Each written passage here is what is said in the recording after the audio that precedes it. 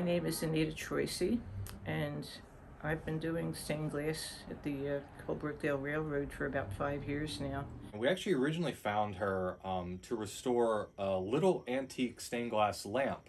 And this was years ago before we actually started the railroad. He had a little lamp repair, a little table lamp, and I did that. And then I didn't hear from him for another 10 years. And that was in October again of 2016. And lo and behold, it was Nathaniel Guest, who was the president of the Colebrookdale Railroad. Started this Colebrookdale Railroad project, and we determined that we were going to replicate the palace car era, and the touchstones, the hallmarks of these beautiful palace cars, beautiful woodwork and amazing stained glass. Once we kind of got into the niche where we currently are, which is really the Edwardian era and the palace cars, you're kind of automatically kind of led into the direction of just a lot of stained glass window. It was really typical at the time up until around 1918, 1920. Prior to that, the train cars were just full of stained glass. You had your transom windows, your clear story windows, and a lot of times they were actually a double layer. So you'd have one stained glass window on the inside of the car and then another design on the outside. A lot of them would have domes on the observation end of the car. You had your arched windows and oval windows along the ends of the cars. So the stained glass was always kind of part of the picture once we got into that area of the Pullman Palace car. And we actually had bought some windows and tried to insert those, but that wasn't really working because Pullman had a certain style with stained glass. These windows give some example of what I'm talking about. This particular design is very common in a Pullman car.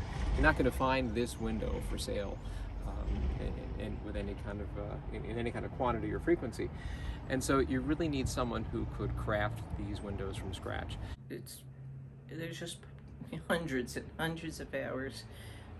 I'd say there's a good 200 windows between the train cars, the ticket office, and the station that was just built in Pottstown, and some more that I made that haven't been installed yet. So yeah, they've been keeping me busy. We're in the dining car now. This was the first car that I started making windows for in 2017, and these are steel frameworks, I guess you could call, that were manufactured at a local business, and then I cut the green glass to go behind it. And it just happens that because of the way the car was made, it needed 2 layers. So instead of just one window here, there's another one on the outside, more or less identical, same design, same colors, and there must be 40 of them in this car. I made these 3 leaded windows, and they were a design that were given to me by Justin, the designer, and we picked the colors, and I found the right glass, and then I just put them together one at a time. We also have about 30 of these clear story windows, because this car, unlike the other ones in the train, had this originally. They had little windows up there, and so to utilize the space, they had me make all these little windows. So I have 2 different designs in the center, but the rest is the same, and they were fun to make. Sometimes what I didn't expect is you see the color reflected in the walls, so it extends itself. There's one window in the main central car that was purchased beforehand, but I made all the other ones. The main central car, I think I made about 60 windows for it. The palace cars are really meant to be a spectacle, and when you walk in, that even the light that comes through the windows is in some way improved, and that's what the stained glass does. And so you've got to find an artisan who has the knowledge of what kind of glass would have been used back then, not just the kind of glass, but also the texture and the color. And in many instances, that glass is actually not available anymore. And so Anita has been very good at working with Justin to find glass that is a suitable replacement, and the result of these beautiful windows that you see on board our train today. So I generally start by creating a design for the stained glass window, and then I usually have an idea of what colors I want to use. Choosing stained glass colors is actually a lot more complicated than you would think, because there's a lot of different manufacturers. They all do their own colors, and you can't get them all at any given time, because it's kind of whatever they're producing at one time. So I'll typically have an idea of what I want, and then Anita will bring in samples of glass that she has had. Since she's been in the business for so many decades, she has a large backlog of different stained glass. So I'll kind of have a visual catalog that she'll bring me, and I'll kind of choose them, or if there's really something that I want that I can't find, then we'll actually take a look at catalogs and physically order something. And then once we choose all the glass, then she actually creates it either in the workspace that we have set up for her on the railroad property, or she'll do it out of her house. Okay. I'm making a butterfly here.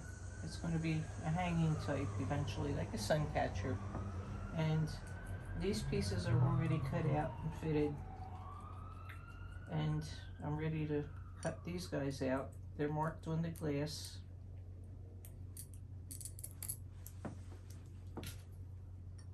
The stained glass is a craft. It's not art as far as painting a picture. That's different. Like here, I have all these tools that I use. And when I do something, some of it for the copper foil method, some of it is for lead. So I have tools for each one. And I look at the work when I'm doing something and say, I have 20 things on the table, and I have to use every one of them at one point or another. So it is a craft. And I love color, and with glass you have so many colors to choose from, and textures and way to combine it, and I just love it. But it's really been neat, seeing my work up there, when the train cars, and people enjoy seeing it. I've heard comments from them that they say it really adds something, and it does.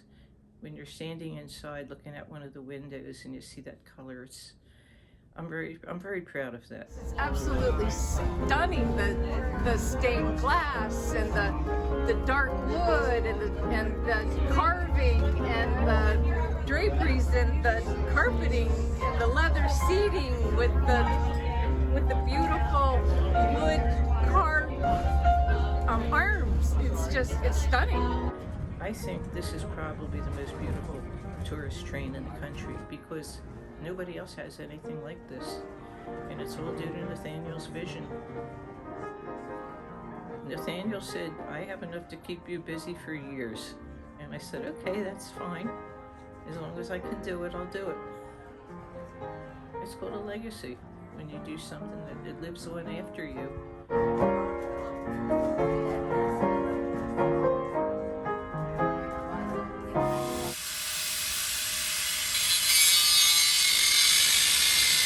The work on the Diplomat continues.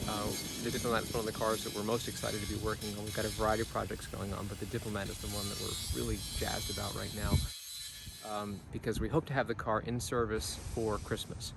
Now we're walking kind of a fine line, because there was some work that we could do, that we had to do in order to get the car in service for Christmas. Now I say in service, I don't mean finished, but in service nonetheless.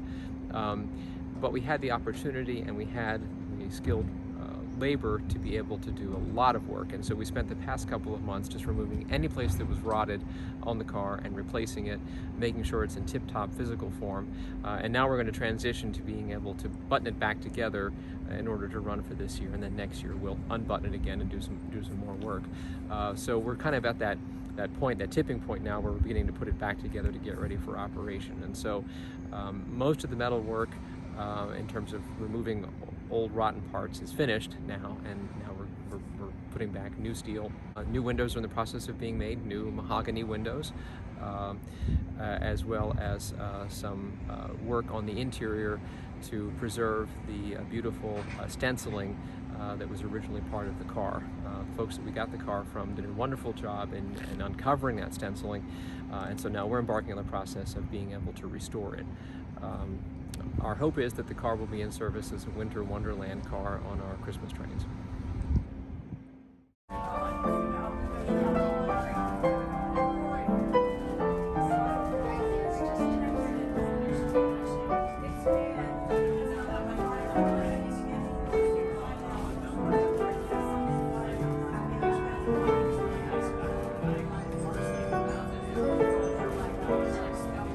Thank you.